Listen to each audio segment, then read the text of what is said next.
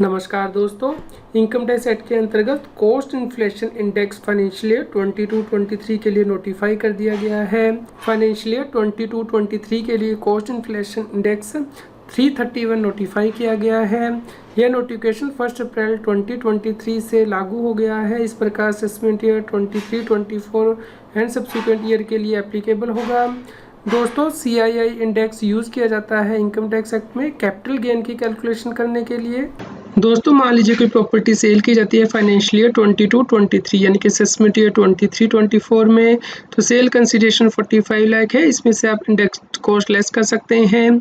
इसकी कैलकुलेशन करने के लिए आपको कॉस्ट ऑफ एक्विजिशन पता होनी चाहिए और जिस साल ये प्रॉपर्टी एक्वायर की गई थी उस साल का आपको पता होना चाहिए फाइनेंशियल ईयर का। तो इस प्रकार फाइनेंशियल ईयर 22-23 के लिए जो कॉस्ट इन्फ्लेशन इंडेक्स है 331 है और फाइनेंशियल ईयर 10-11 के लिए 167।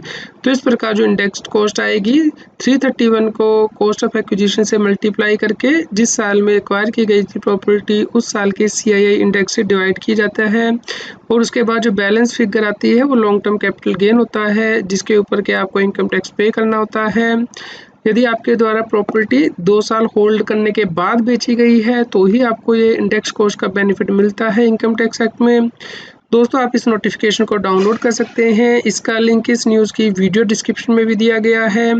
उम्मीद करते हैं आपके लिए यह न्यूज़ यूज़फुल रही होगी। कृपया लाइक कीजिए, शेयर कीजिए ताकि सभी लोगों तक ये जानकारी पहुंच पाए और वो इनकम टैक्स की कॉम्प्लायंस कर पाएँ। यदि आप इस चैनल को सपोर्ट करना चाहते हैं या फिर आपकी कोई इनकम टैक्स और GST की क्वेरी है तो आप सुपर थैंक्स बटन को यूज़ करके वो पूछ सकते हैं ताकि हम जल्द से जल्द आपकी क्वेरी का जवाब दे पाएँ। रेगुलर GST और टैक्स अपडेट के लिए इस चैनल को सब्सक्राइब करें।